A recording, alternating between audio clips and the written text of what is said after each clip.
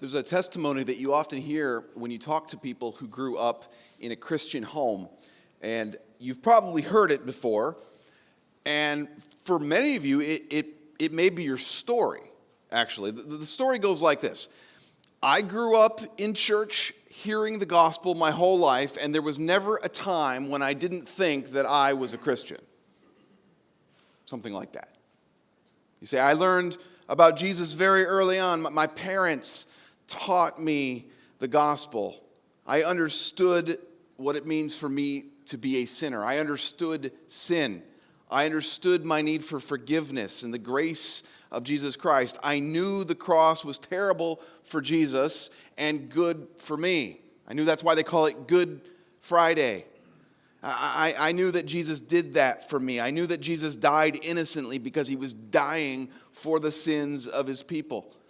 And everyone who puts their faith in Jesus is then saved from their sins and enter into Jesus' kingdom and into God's family. I knew all of that. I grew up hearing all of that. I received all of that. And I was at church all the time. Every time they unlocked that building, I was in it. I was there. I got every badge Awana awarded. I was a 4-star general in the Lord's army. I knew it all. And yet, while I grew up with this knowledge and even put my faith in Jesus at a young age, it wasn't until I got older that the faith of my parents became my faith. There was a moment when instead of relying on the fact that I lived in a Christian home, presuming on the heritage of my Christian parents, faith in Jesus became my identity. So that might be the story for some of you. I've heard that story so many times in so many different ways. And oftentimes that story is preceded by a realization that there's a season. There's usually a season where a young man or a young woman, they go through it, and during this season of life, sometimes at the end of high school, sometimes early college, somewhere around in there, they start to walk away from faith, or at least to begin to live lives in a worldly sort of way, with worldly sort of values. There was a time of questioning and doubting, and there was a time of experimentation with sin. Now, it's not always, like a full-blown prodigal story, like you woke up in a ditch in Tijuana with a, face tattoo, right? It's not some horrible thing. I'm not saying that it's always that way. What I'm saying is that there's sometimes a season in life where your choices start to go out of line with righteousness. And at that time, some go off and they never return to Christ. Some sort of get sucked into that world. They break with the faith of their parents. They become permanent in that world. And by the rejection of Christ, they show that their childhood faith was simply an effort to fit in to the family, to fit into the church, to get the answers right, to be accepted. For some, we can't yet be sure, because for some, they're in that journey right now. They're still on it, and it's yet to be determined whether they will return to Christ. And if that's you, if that's you, I would implore you to turn to Christ. And if that's you, if that's your son or your daughter, keep praying for them. Just keep praying for them. Keep loving your kids. But for a lot of young people who tell this story, they actually have come full circle. They've actually gone all the way around. They recognize that the Christian faith of mom and dad isn't just tradition. It's not just culture. It's not just morals. It's rooted in the reality of an historically risen Christ. They spent a little time walking in the counsel of the wicked. They spent some time standing in the way of sinners. But instead of sitting down into the seat of scoffers, they realized that Christ really is the way and the truth and the life. The Spirit exposes their hearts and their minds to the reality of the gospel, and they profess a faith that is actually theirs. Sometimes that's a moment of conversion.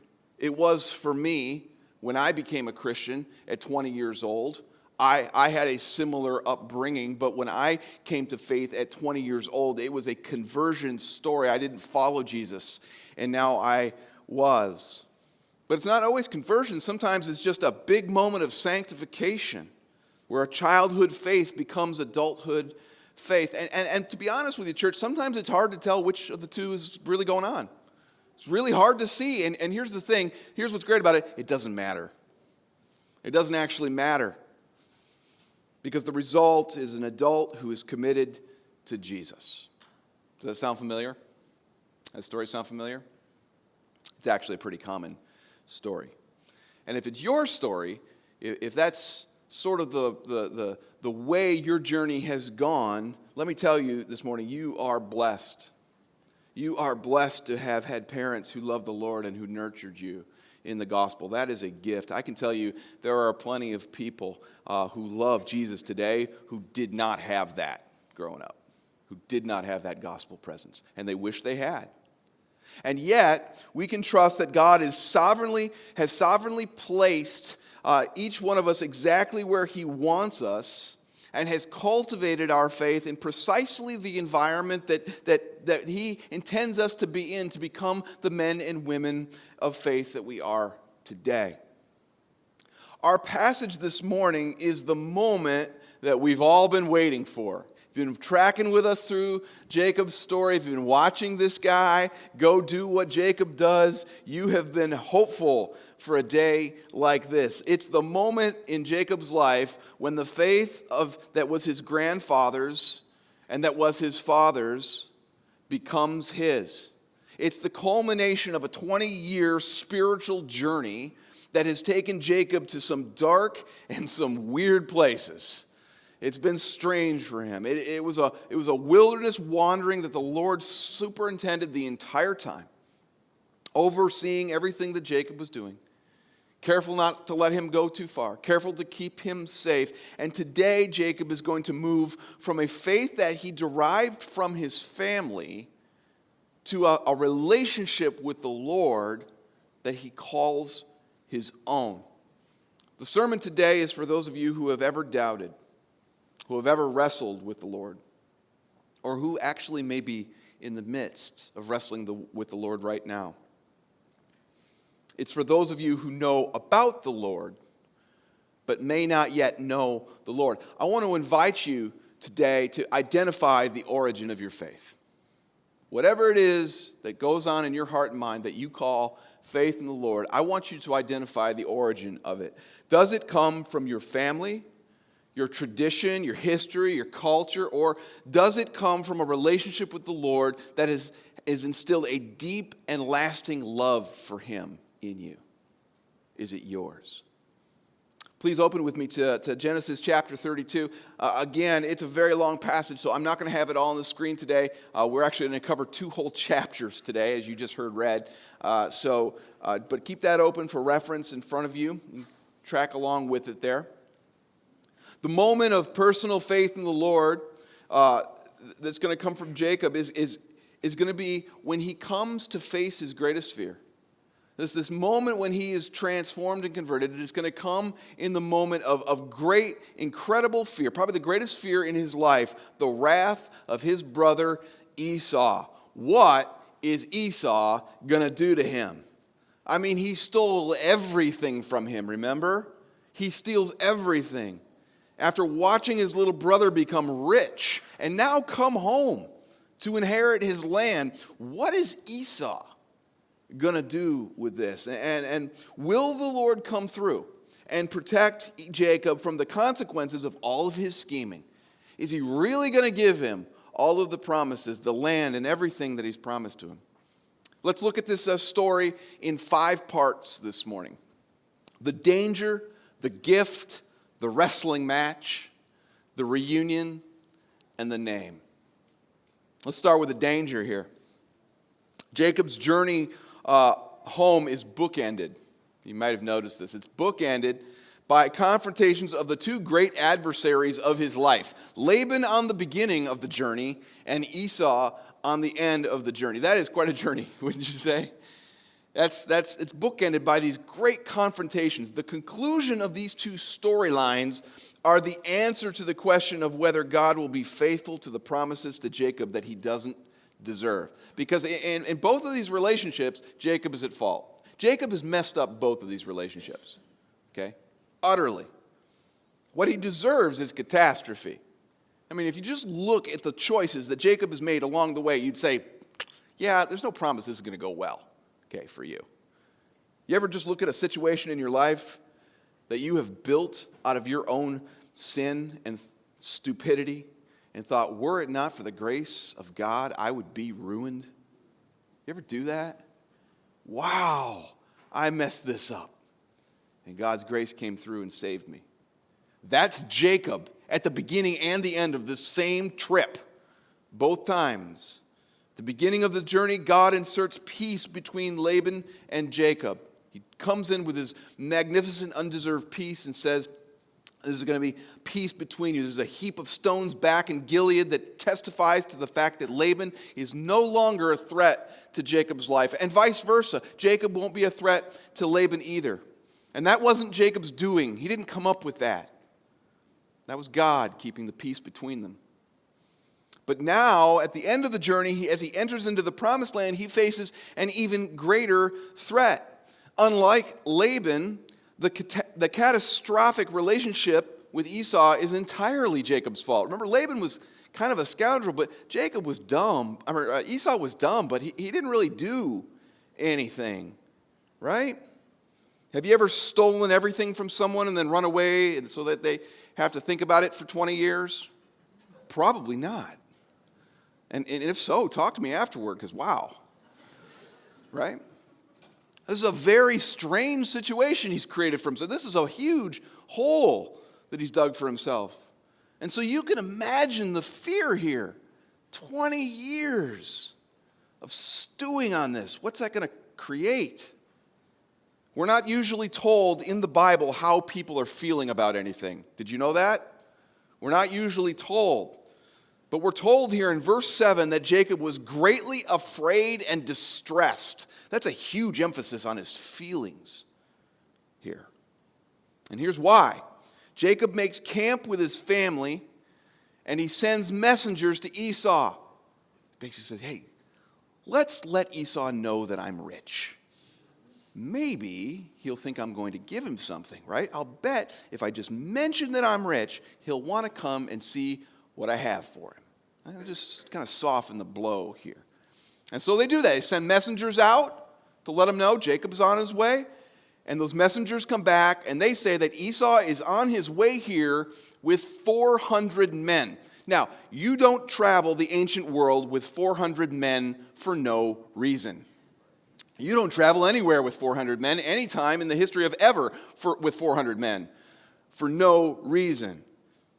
There's a reason that he's doing this. If I said I was going to come over to your house this afternoon, you'd probably think, okay, I wonder why he's coming, but he's coming. Oh, that sounds good. But if I said I'm coming over this afternoon to your house and I'm bringing the police, you would think, am I in trouble? What does he have on me? What's going on here? Esau coming with 400 men is a direct message to Jacob that Esau is not messing around. But we don't know exactly what his intentions are at this point. So Jacob decides that the end is nigh, and he does the equivalent of diversifying his portfolio. That's basically what he does. He sees recession is on its way to him, and so he braces for impact by dividing his stuff into two camps. That's how you did it back then. Just you get a river. That's how you diversify back then. You make two camps, and you think, well, if one gets attacked, the other one will be able to get away because he probably doesn't know I made two camps out of us, right? But then he does something that we have never seen Jacob do before. Now, the fact that he divided up his stuff like that to kind of get an angle, that's Jacob. That feels very Jacob, right? It's not a bad thing, but that's what I expect. You know what I don't expect? I don't expect him to pray. I don't expect him to pray to the Lord. All of the interaction that Jacob has had with the Lord to this point has been initiated by the Lord. All of it. It's all been visions and dreams that have come to Jacob. But now, Jacob initiates. Something is happening here in Jacob's spiritual growth There is a turning point here for him. Look at verse 9 and see how Jacob addresses the Lord. He says, O God of my father Abraham and God of my father Isaac, O Lord, who said to me, return to your country and to your kindred, that I may do you good.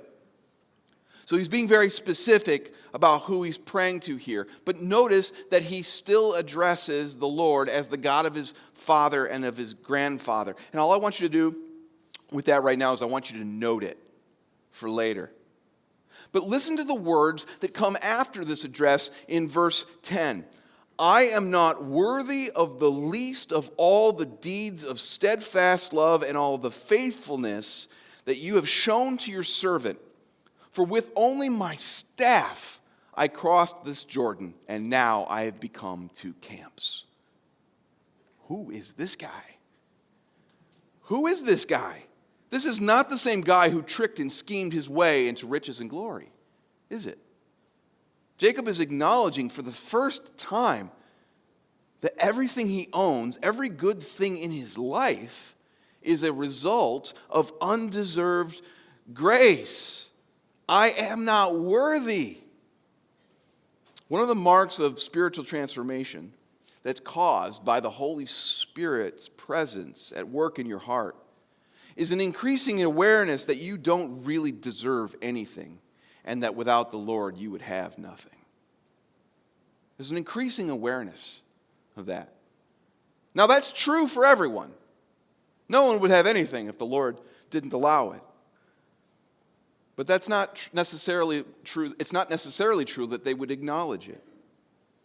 But for the person who is a new creation in Christ, who is transformed by the grace of Christ, there's an ever-evolving realization that what you have is merely what God would allow you to have. Now, yes, of course you will get ahead if you work hard and you save and you aren't foolish with your money. The Bible talks about these things, and I hope you do those things. But even the ability to work is a gift to you. And I can tell you right now that there are plenty of people who work very hard and are not blessed with tremendous wealth. That is the vast majority of the world. There's a correlation between hard work and wisdom and wealth. But the ultimate cause of life and abundance is God's grace to you. It's God's steadfast kindness to you. And a person who is growing in Christ is going to acknowledge that connection more and more. That's a sign of sanctification, that you start to see that everything you have is a gift to you. And if that happens, as that happens, it will make you very thankful and generous, which is what we see happen here with Jacob. And we've never seen this before. And you might be thinking, okay, all right, Kyle, yes, that is true. He is acting differently. But isn't it convenient that he's so thankful and generous when danger's on its way? Isn't it interesting that this is the time he decides? Yeah, it is interesting. But isn't that how the Lord sometimes works? Isn't that how it often goes? Isn't it when hope runs dry that people often find the mercy and grace of Jesus? I mean, how many people have turned to the Lord when they were caught between a Laban and an Esau? How many times has that been the moment when God takes a heart and says, see, you need me. You got to have me. How many young people turn back to the God of their youth, the God of their parents, when there's no place else to turn, when they don't know what to do anymore? I tell you, church, some of the most profound moments of my walk with Christ have come when there was nowhere else to turn. I sometimes pray for my non-Christian friends to experience the end of their own scheming. I want them to experience, I pray for the failure of their worldly wisdom. I pray for the collapse to the lives that they've built on sand, so that they will return to the God they once heard so much about in their youth. Jacob feels the danger coming, and then he calls on God's promises. He calls out to God. You're the God that said that you'd make me a nation that numbered more than the sand in the sea. And did you know that sand is not even the word that was used back in Jacob's original vision of the Lord? There the phrase is dust of the earth. You go, well, where did he get sand of the sea then? The last and only time sand of the sea was mentioned, the only time it was ever mentioned, was back in chapter 22 to Abraham. It's the only time it was ever mentioned. That means that Jacob is now remembering not just the promise that was given to him, but the generational promise that was given to his grandfather. He is accepting the good news that was given to his family. He's returning to the faith of his youth. A gospel that he has heard all of his life. A promise from the Lord. But the difference here now is that he is claiming it for himself in his own prayer. That, Lord, let this be true of me. And then he does something here that is also completely out of character. He sends a gift. He sends a gift to Esau. Don't you just expect at the point, you'd think he'd get done with that prayer and then he would just bust into the weirdest trickery you'd ever seen to try to get out of this thing. Don't you just expect him at this point to weasel his way out of this thing like he always does? But he sends a gift, and it's a generous gift. It's like the livestock of the month club. It's just going to come in waves. It's just never going to stop coming at him. Every drove that gets to Esau is supposed to say, Jacob's back behind us. He's on his way. He's coming. It's like when you have a fight with your wife. You fight with your wife, guys, right? And then all of a sudden there's just flowers on the table. That next conversation is going to go better, right? Because you've sent the gift. Little piece. And now you're going to show up behind the flowers. You're not going to pop out of them or anything, but you're going to come later, right? And things are going to be a little bit smoother. That's what he's doing here. He's preparing. And I know we're cynical at this point when it comes to Jacob, and this sort of feels like manipulation to get to some trick. Like maybe at the end, he's not really there. He's already behind Esau or something like that. We just expect he's going to do something like that. But let me ask you, have we ever seen one of Jacob's tricks involved overwhelming generosity? We've never seen that. It's always to get things. It is never to give things. He is definitely trying to get out of trouble here, okay? He definitely is doing that. But this is not typical Jacob. He's doing something here that we have not seen before. He is blessing his brother. He's addressing the issue by giving blessing. He's giving his brother part of the blessing that he stole back to him. He swindled that birthright. He's going to try to make up for it. What Esau is doing here, what Esau is going to see here in what Jacob is doing is that to be at peace with Jacob means that blessing comes to you.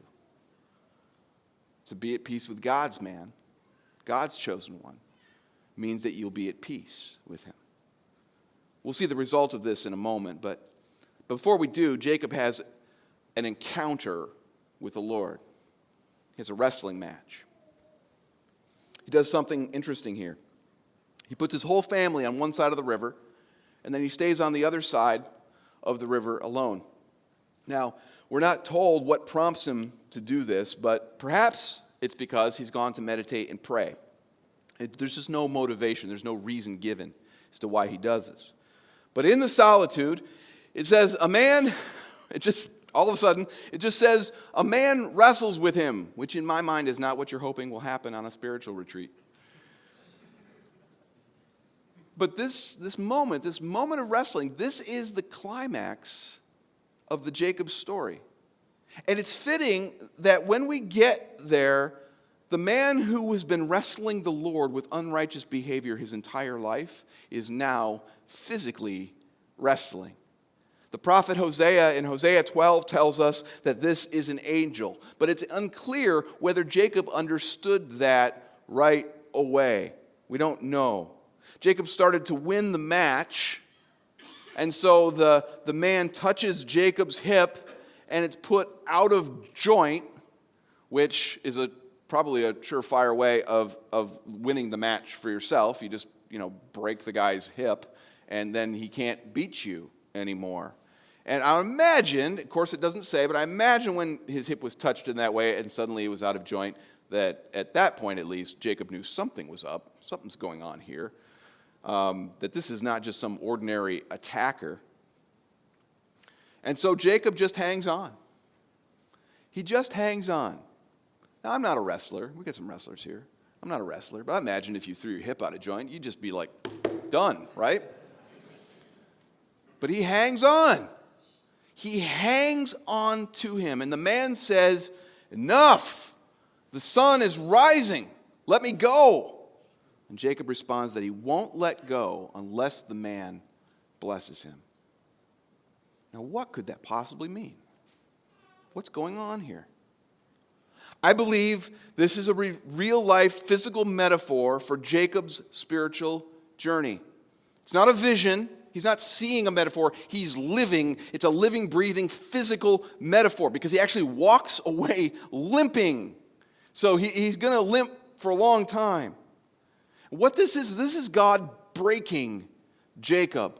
This is the breaking of Jacob spiritually that is necessary for him to become the man that God can use to bless according to his plan.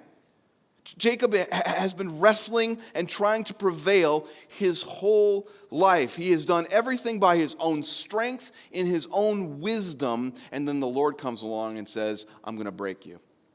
You're not going to be able to do anything but hang on at this point. And the Lord puts him in a position where he cannot win on his own. The man's command to let him go is an invitation to just end the encounter. If you can't hang with me, if you're not going to cling to me, you can go ahead and let go. But Jacob will not let go of the Lord. He is a different man at this point. He needs the blessing of the Lord. He needs to cling to the Lord. Something has changed in Jacob's heart. And so we have the moment when the Lord changes Jacob's name. It's at that point that he's sufficiently broken, sufficiently needy, that Jacob's name can be changed. And the man asks Jacob for his name, which he already knows because he's God. So why does he ask him? Well, it makes him have to say it. It makes him have to say his name out loud, which seems weird, but remember, Jacob means usurper. He got this name because from birth, he was tricking people and he's been underhanded his entire life. But his new name is Israel, one who strives with God. Here's the blessing. Jacob is no longer going to be a strong schemer who ignores the Lord and schemes against other people. He is going to be the broken man dependent on the Lord who will be the blessing to others.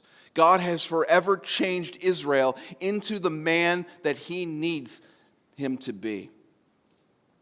Israel is now a man who has seen the face of the Lord and lived. And in this way, he's a picture of Christ, the one who was broken, who clings to Christ and stays with him, who's able to see the face of God and live. His name is the picture of the gospel. By God's mercy in Christ, those who have faith can see the Lord too and live. You're going to be broken by him, though. This is the part nobody wants to hear about. You're going to be broken by him. If you want Jesus, if you want to walk with the Lord, if you're going to cling to him, you're never going to live in your own strength. You're never going to be able to do it on your own. You're going to be forever dependent, and frankly, you're going to walk with a limp, a spiritual one. But you're going to see the face of Christ. You're going to see God, and your life will be delivered by him as you cling to him. The next day we find out the results of the gifts that got sent to Esau. Did it work? Well, chapter 33 starts with Esau showing up with 400 men. So he arranges his family in order from least to most important. Servants out front with their kids, then Leah and her children, then Rachel and Joseph at the back. Like I said a few weeks ago, this never got to the point where everyone was of equal value. It just never got better. But at least Jacob gets out in front this time. Did you note this? He doesn't stand in the back. It's not all the way back to Jacob. No. He gets out in front of all of them. He's going to represent everyone. He's going to try to save all these people back here. And he gets out in front and he starts bowing down to the ground. Verse 4. But Esau ran to meet him and embraced him and fell on his neck and kissed him, and they wept. Have you heard that before? It is exactly the same imagery that Jesus calls upon to tell the story of a prodigal son who runs away and spends his wealth and walks back to his father, needing his father to accept him again. Scheming along the way, thinking through, how can I be accepted back in my father's house? How can I make this relationship right again? And the father runs out and receives the prodigal and weeps and kisses him. Jacob thinks, if I give him all of this stuff, then he'll accept me. If I give him enough things, he'll accept me. I mean, if you consider everything that Jacob has done to this point with Esau, if you consider all the ways that he's hurt him, you'd probably come to the same conclusion that Jacob made, that he's going to need to make up for this. Esau could crush him with 400 men, and with every warrant for doing so legally, but once again, without us even knowing it this time, God has prepared this moment with his grace. See, 20 years of stewing has not embittered Esau against Jacob. You'd think it would, but it didn't. Because God has provided Esau with everything he needs. And so Esau just gives Jacob grace. Now, after some convincing, he does take the gift from Jacob, because Jacob explains that God's grace has given him enough to share. The blessings poured out on Jacob are now extending out to the nations, just like the promise to Abraham. If you're at peace with Jacob, if you are at peace with God's seed, God's representative on earth, then you will be blessed. But make no mistake, the reconciliation that you see here with Esau and Jacob, it's not based on gifts. It's not because one paid the other off. And it's not even based on justice being done, because everything is not made right here.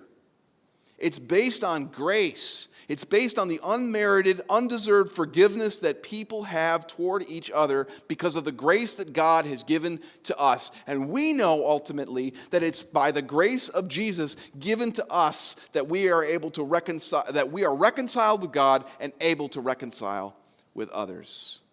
Peace from enemies at the beginning of the journey, reconciliation of brothers at the end of the journey, and all of it is created by God's grace, and it always has been. The difference this time is that now Jacob knows it. Now Jacob understands. God has been taking care of Jacob the entire way, but now he's aware of that. Now he strives with God. As Israel, Jacob now knows the Lord. He doesn't just know about the Lord. He doesn't just know about the faith of his fathers. He knows the Lord. He has seen his face, and he now lives by his grace. There's an epilogue to this story that's profound, though we might miss it if we're not careful. Esau goes back home, and Jacob moves to Shechem, which the story notes, you'll see there, that it's in the land of Canaan. And that's important because he made it. That's where he's trying to get to. He's trying to get back to the land of Canaan.